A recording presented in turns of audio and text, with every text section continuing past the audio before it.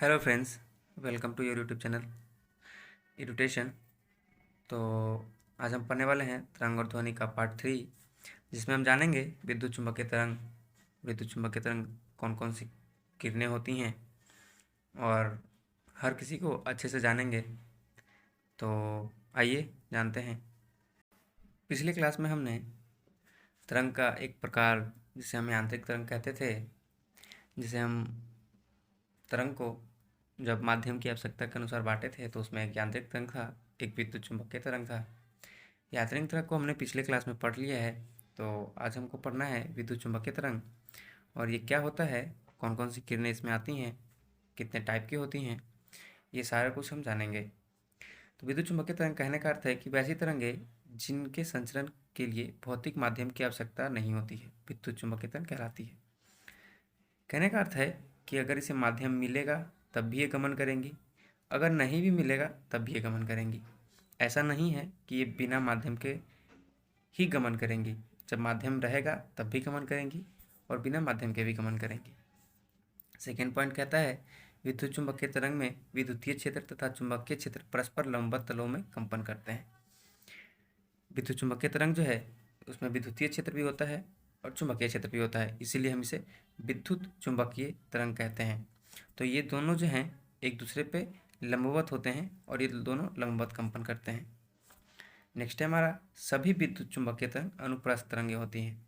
जब हम यांत्रिक तरंगें पढ़ रहे थे तो उस टाइम क्या था कि यांत्रिक तरंग कभी अनुप्रस्थ भी हो रही थी, जैसे जल की तरंग का एग्जाम्पल था, वो अनुप्रस्थ थी। तो यांत्रिक तरंग अनुप्रस्थ अनुदैर्घ्य दोनों थीं, ज़्यादातर केस में अनुदैर्घ्य थीं, बट दोनों थीं। जबकि विद्युत चुम्बकीय तरंग में ये चीज़ नहीं होता, सारे विद्युत चुम्बकीय तरंग जो हैं वो अनुप्रस्थ तरंगें होती हैं, जिन्हें चलने के लिए माध्यम की आवश्यकता नहीं होती है। हमारा नेक्स्ट पॉइंट है विद्युत चुम्बकीय तरंग में कि सभी विद्युत चुम्बकीय तरंगें निर्वात में प्रकाश के वेग से गमन करती हैं। कहने का अर्थ है कि जितने भी विद्युत चुम्बकीय तरंगें हैं, चाहे वो गामा हो, एक्सरे हो, पराबैंगनी हो, दृश्य प्रकाश हो, अवरक्त या जो भी हैं, जितनी भी हमारे 7 या 8 जो भी हैं विद्युत चुम्बकीय तरंग, सारे प्रकाश के वेग से गमन करेंगी, भले ही वो कम ही दूरी चलें। जैसे कि अगर एग्जाम्पल के तौर पे लें तो दो इंसान हैं, अगर दो इंसान हैं और एक 10 मीटर चलता है और एक 50 मीटर चलता है, पर अगर दोनों का वेग समान हो तो उसे हम समान वेग से ही गति को बताएंगे। ये नहीं कि वो 10 मीटर चल रहा है और ये 50 मीटर चल रहा है तो इसका वेग ज़्यादा होगा। ये दूरी ज़्यादा तय करेगी, ये बात होती है जबकि दोनों दौड़ेंगे समान वेग से। तो वही इसमें कंडीशंस है, गामा, एक्सरे, दृश्य, अवरक्त या जितनी भी तरंगें हैं, रेडियो तरंग हो या माइक्रोवेव तरंग हो, सारी जो हैं तरंगें वो प्रकाश के वेग से चलेंगी, भले ही उनकी तरंग दैर्घ्य यानी कि वो ज़्यादा दूर तक नहीं जा पाएंगी, पर जितनी दूरी चलेंगी वो प्रकाश के वेग से चलेंगी। नेक्स्ट पॉइंट कह रहा है कि इन तरंगों का तरंग दैर्घ्य परिसर यानी कि इनका रेंज, तरंग दैर्घ्य का जो रेंज है वो 10⁻⁻14 मीटर से 10⁻4 मीटर, यही इसकी दूरी है। कोई जो है 10⁻⁻14 मीटर तक ही चल पाएगा, तो कोई 10⁻4 मीटर तक चल जाएगी। जब भी ये चलेगी वो प्रकाश के वेग से ही चलेगी, चाहे वो छोटी दूरी हो या बड़ी दूरी। इन तरंगों के बारे में सर्वप्रथम मैक्सवेल ने बताया। मैक्सवेल ने काफ़ी योगदान किया है विद्युत और विद्युत चुम्बकीय तरंग को बताने में। एक और पॉइंट इसमें होगा कि विद्युत चुम्बकीय तरंग जो हैं वो सारी इमेजिनरी होती हैं। इमेजिनरी कहने का अर्थ है कि हम नंगी आंखों से नहीं देख सकते। अब बात करते हैं विद्युत चुम्बकीय तरंग के प्रकार की, तो एक एक करके हम सारे विद्युत चुम्बकीय तरंग को जानेंगे। पहली हमारी है गामा किरण। गामा किरण की बात करें तो इसकी जो खोज है वो हेनरी बैकुरल ने की थी। सेकेंड पॉइंट कहता है कि रेडियो एक्टिव परमाणुओं के नाभिक का विघटन होने पर प्राप्त होती है। यानी कहने का अर्थ है कि गामा का उत्सर्जन, कोई भी रेडियो एक्टिव पदार्थ हो, उसके नाभिक जब भी टूटेंगी, विघटन कहने का अर्थ है कि टूटेगा, तो जब भी वो टूटेगी तो उसे 3 किरणें निकलती हैं, अल्फा भी निकलती हैं, बीटा भी निकलती हैं और गामा भी निकलती हैं। अल्फा बीटा जो है विद्युत चुम्बकीय तरंग नहीं है, तो उनके बारे में ज़्यादा कुछ नहीं जानेंगे। अल्फा हमारी पॉजिटिव चार्ज होती है, बीटा नेगेटिव चार्ज होती है, जबकि हमारा जो गामा है वो उदासीन होती है। तो गामा का उत्पादन या उत्पत्ति जो है रेडियो एक्टिव पदार्थ से होता है और नाभिक के टूटने से ये हमें दिखती है। जैसे कहने का अर्थ है कि जब भी कोई परमाणु बम या परमाणु बम की बात करें तो अगर जब भी कोई परमाणु बम कहीं भी गिराया जाता है तो वो परमाणु बम खतरनाक नहीं होता है, परमाणु बम से निकलने वाली किरणें खतरनाक होती है। जब परमाणु बम फटता है तो उससे अल्फा बीटा गामा तीनों किरणें निकलती हैं। गामा सबसे खतरनाक किरण है, तो वो उसके रेंज में अगर कोई जीव आते हैं तो वो उसे पार कर जाती है, उसको छेद करके। तो इतना खतरनाक होता है गामा कि जब भी किसी का आप देखते होंगे कि कैंसर का इलाज होता है कीमोथेरेपी से, तो इतना खतरनाक होता है कि उसके बाल झड़ जाते हैं, जिनका इलाज होता है गामा रे से। तो गामा रे का यूज भी देखेंगे, गामा रे का यूज हम कैंसर के उपचार में, ट्यूमर के उपचार में करते हैं। तो ये काफ़ी हार्मफुल है बट यूज़फुल भी है, कहीं कहीं हम इसे यूज करते हैं। सबसे कम तरंग दैर्ध्य की बात करें तो सबसे कम तरंग दैर्ध्य इसकी होती है, परंतु सबसे ज़्यादा खतरा इसी से होता है क्योंकि इसकी भेदन क्षमता सबसे अधिक होती है। गामा की बात करें तो गामा की भेदन क्षमता सबसे अधिक होती है। बात करते हैं गामा की, तो गामा एकमात्र विद्युत चुंबकीय तरंग है जो रेडियो सक्रिय है। हम 7 रेडियो तरंग 7 जो है वो विद्युत चुंबकीय तरंग पढ़ेंगे, पर ये एकमात्र हमारा विद्युत चुंबकीय तरंग है जो रेडियो सक्रिय है। नेक्स्ट पॉइंट है कि गामा की भेदन क्षमता भी अधिक होती है। हमने आपको बताया, आप जितने भी विद्युत चुंबकीय तरंग पढ़ेंगे उन सब में गामा की भेदन क्षमता सबसे अधिक होगी।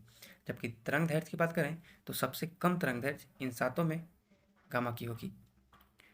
गामा के अगले पॉइंट की बात करें, ये किरणें प्रस्फुरक पदार्थों तथा सोडियम आयोडाइड के पर्दे पर चमक उत्पन्न करती है। ये इसका यूज है, प्रस्फुरक पदार्थ या सोडियम आयोडाइड के पर्दे पर चमक उत्पन्न करती है। गामा किरणें आवेशहीन तथा द्रव्यमानहीन दोनों होती हैं, इसीलिए कभी कभी कहा जाता है कि गामा किरण कण होते हुए भी कण नहीं है, यानी कि कण होते हुए भी कण जैसा लक्षण नहीं है। जैसे कोई इंसान की बात करें तो कोई इंसान को आप ये कहते हैं कि आप आदमी जैसे नहीं हैं या आप आदमी नहीं हैं, यानी कहने का अर्थ है वो इंसान तो है पर वो आदमी के जैसा बिहेव नहीं करता।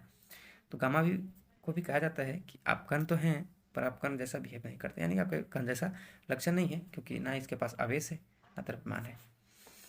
आगे बात करते हैं, जैसे कि हमने आपको बताया ये रेडियो सक्रिय एलिमेंट है ये हमारा, और इससे जब इसके नाभिक में हम विस्फोट कराते हैं या विघटन इसका होता है तो यही रेडियो सक्रिय जो गामा तरंगे हैं वो इनसे निकलती है।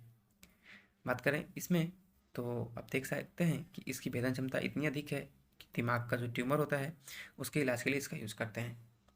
तो गामा का हम यूज़ रेडियो सक्रिय हमारा किरण है जो ट्यूमर के इलाज के लिए यूज़ किया जाता है। जब हम कीमोथेरेपी के माध्यम से इलाज करते हैं तो इंसान के बाल इसके साइड इफ़ेक्ट से झड़ जाते हैं। दूसरा हमारा किरण है जो विद्युत चुंबकीय तरंग में हमारा दूसरा किरण है एक्सरे। एक्सरे से आप लोग काफ़ी वाकिफ़ होंगे, अगर किन्हीं का हाथ पैर टूटता है तो इसी एक्सरे के माध्यम से हम लोग पता कर पाते हैं कि हमारा हड्डी कहाँ टूटा है, कितना टूटा है, ये सारा कुछ। इसकी खोज रोएंटजेन ने की थी। रोएंटजेन एक वैज्ञानिक का नाम है और इन्हीं से हम एक्सरे को मापते भी हैं, यानी कि एक्सरे की मात्रक की बात करें तो एक्सरे के मात्रक भी रोएंटजेन है। जो हम लोग के डॉक्टर हैं वो जब भी हमारा एक्सरे करते हैं तो वो 6 रोएंटजेन पे करते हैं। 6 रोएंटजेन का मशीन 6 to 7 रेंज का होता है।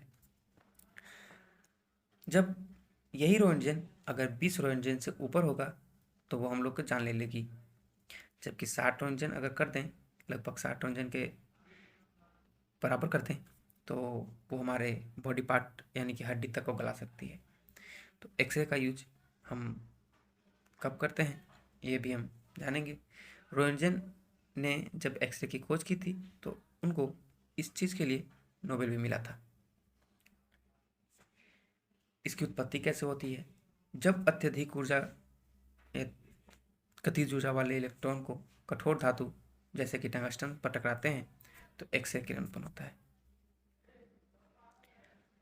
जब टंगस्टन के रॉड से बहुत ही उच्च वोल्टेज की विद्युत धारा प्रवाहित की जाती है तब एक्सरे उत्पन्न होता है, ये भी आप कह सकते हैं।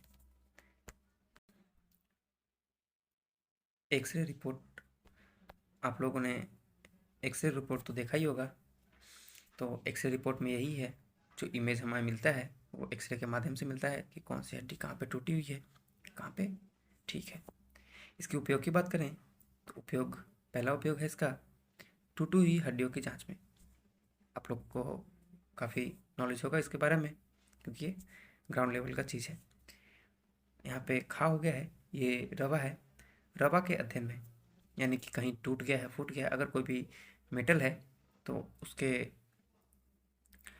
अंदर कहीं टूटा हुआ भाग नहीं है, कहीं दरार नहीं है, जिसको जांच करने में हम लोग एक्सरे का यूज़ करते हैं।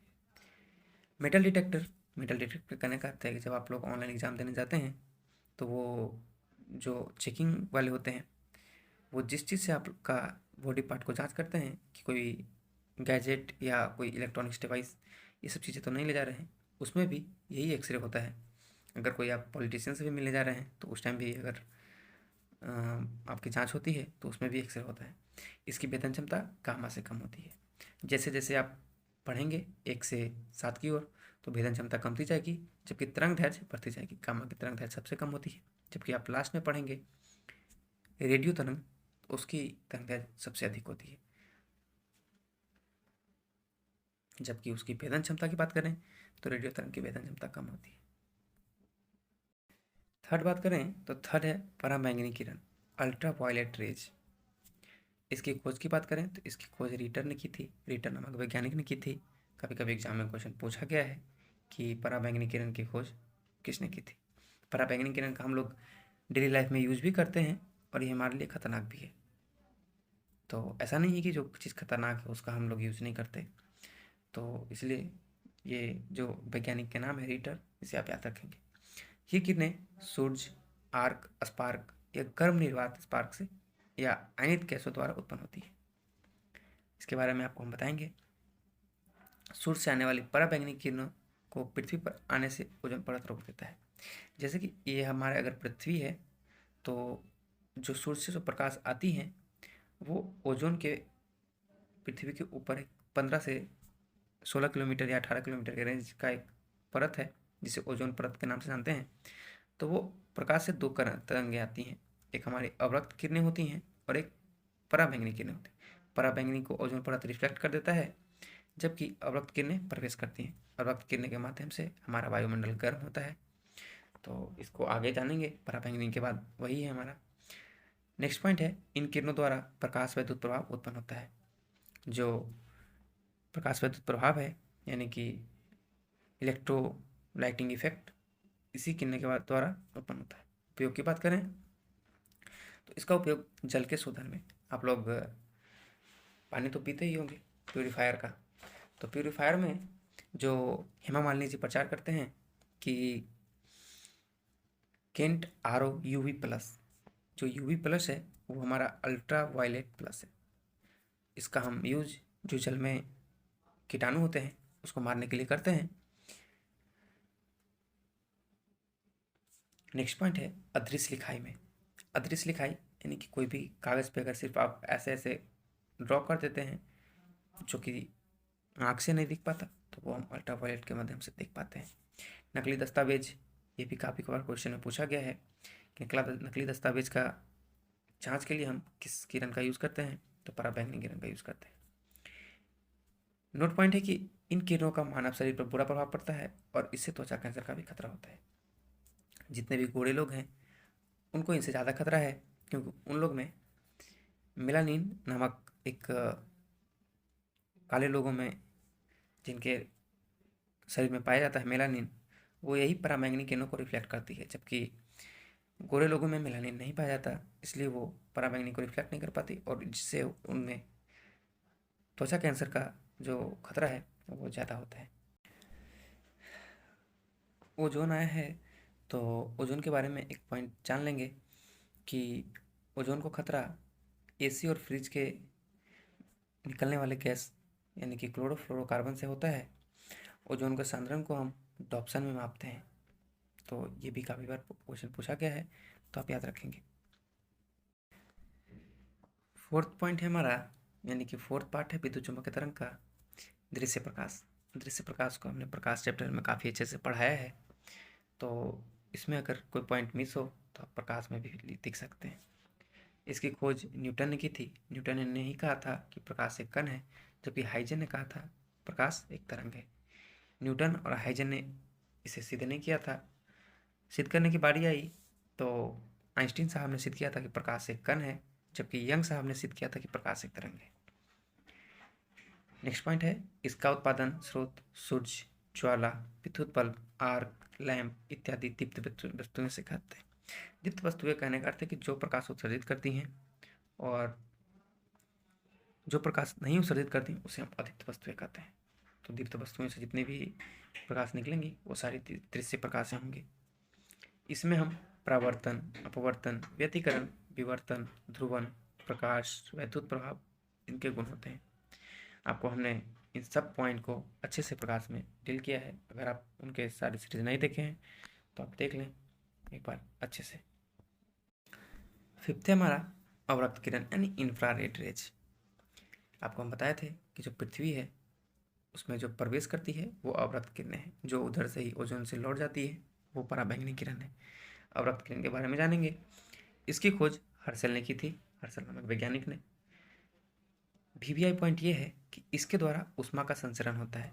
सूर्य से जो ऊष्मा पृथ्वी तक पहुंचती है वो हमें इसी किरण के माध्यम से मिलती है।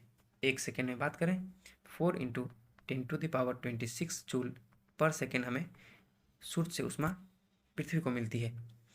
अवरक्त किरणें की बात करें तो वायुमंडल में जितनी भी हमें गर्मी देखने को मिलती है, जैसे कि अब ठंड के दिन में अगर धूप नहीं निकलता है तो आपको ठंडी ज़्यादा लगती है, जब धूप निकलता है तो आपको गर्मी का एहसास होता है। गर्मी का एहसास करवाने वाली किरण हम अवरक्त किरण को ही देंगे, क्योंकि यही सूर्य से जो है हमारे लिए ऊष्मा लेके आती है और हमारे वायुमंडल में फैलाती है। ये किरणें कोहरे और धुंध में काफ़ी दूर तक चली जाती है। जब प्रकाश की किरणें पृथ्वी पहुंचती है तो कोहरे और धुंध गायब होते हैं, और वो इसी के कारण, अवरक्त किरण के ही कारण। इसलिए खराब मौसम व कोहरे में फोटोग्राफी है तो उनका उपयोग करते हैं। जो खराब मौसम में, यानी कि जो हिली एरिया में आप लोग जितने भी लोग हैं वो हनीमून या अपने परिवार के साथ यात्रा पे जाते हैं, तो वो अपने कैमरों में इसी लाइट का यूज़ करते हैं, ताकि वहाँ का जो मौसम है कोहरे और ठंड वाली, उसको अनुभव भी और उसको एंजॉय भी कर सकें, और छोटी छोटी यादें कैप्चर भी कर सकें। कैप्चर करने के लिए जो लाइट यूज़ करते हैं उसमें हमारी अवरक्त किरण ही होती है। अवरक्त किरण की बात करें, टेलीविज़न के रिमोट कंट्रोलिंग में इसे का यूज़ करते हैं। रिमोट से एक बात याद आया कि रिमोट के जो बाहरी वाले बल्ब होते हैं उसमें हमें अवरक्त किरण होती है, जबकि रिमोट के अंदर सूक्ष्म किरण होती है। तो आप ये बात याद रखेंगे। एक पॉइंट इसमें ये जानने वाली बात है कि जो हमारा अवरक्त किरण है, अवरक्त किरण को देखने के लिए हमारी नंगी आँखें एलिजिबल नहीं होती है। तो आप अगर अवरक्त किरण देखना चाहते हैं तो रिमोट को आप किसी भी फ़ोन के कैमरे के सामने भी अगर लाएंगे और किसी की को दबाएंगे तो आपको उसमें लाइट दिख जाएगा। तो कहने का अर्थ है कि हमारी आँख अवरक्त किरणों को नहीं देख पाती है, जबकि कैमरा इसे कैप्चर कर लेता है। बादलों को चीर कर देख सकती है। सीसीटीवी में अंधेरे में देखने के लिए हम इसी किरण का यूज़ करते हैं। सिक्स्थ हमारा तरंग है माइक्रोवेव यानी कि सूक्ष्म तरंग।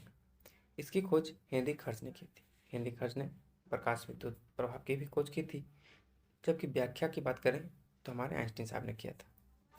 इसे लघु रेडियो तरंग भी कहते हैं।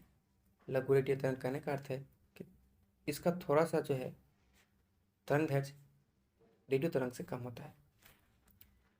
इसका उत्पादन विशेष निर्वातक नलिका में किया जाता है। विशेष निर्वातक नलिका कहने का अर्थ है कि वैक्यूम ट्यूब में किया जाता है।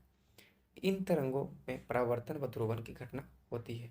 माइक्रोवेव कहने का अर्थ है इसमें परावर्तन और ध्रुवण की घटना होगी, यानी कि इसे हम पोलराइज कर सकते हैं और रिफ्लेक्शन भी कर सकते हैं। इसका उपयोग हम लोग रडार में, उपग्रहों, बेतार संचार, माइक्रोवेव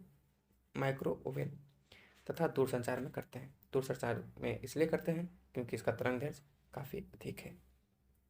रडार में भी इसलिए यूज़ करते हैं ताकि इसका रेंज काफ़ी अधिक है और काफ़ी रेंज तक ये वस्तुओं को इजीली फाइंड कर सकता है। उपग्रहों की स्थिति को भी पता लगा सकता है।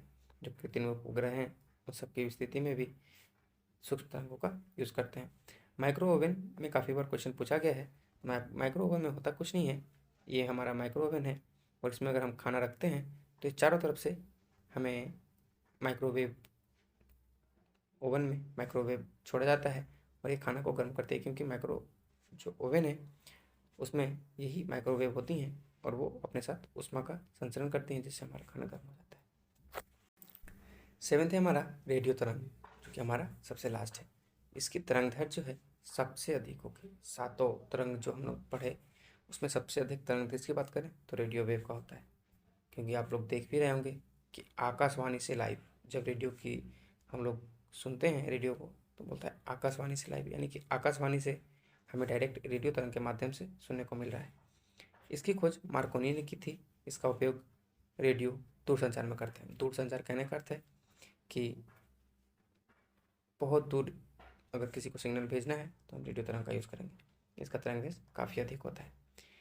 नोट में एक है कि यदि किसी विद्युत चुम्बकीय तरंग की आवृत्ति भी और तरंग दैर्ध्य लैम्डा हो तो विद्युत चुम्बकीय तरंग की ऊर्जा की बात करें तो E for energy equal to H भी नहीं है ये, हालांकि न्यू है, एच न्यू की बात करें तो न्यू इक्वल टू होता है सी बाई लेमडा, और यहाँ पे न्यू की जगह पे हम लोग सी बाई लेमडा पुट कर दे रहे हैं तो इक्वल टू होगा एच सी बाई लेमडा। इससे काफ़ी बार न्यूमेरिकल पूछे जा चुके हैं तो ये फॉर्मूला याद रखेंगे, जहाँ सी को हम प्रकाश का वेग कहेंगे, एच जो है प्लांक कांस्टेंट है। बात करें एच के मात्रक की तो ई इक्वल टू होता है एच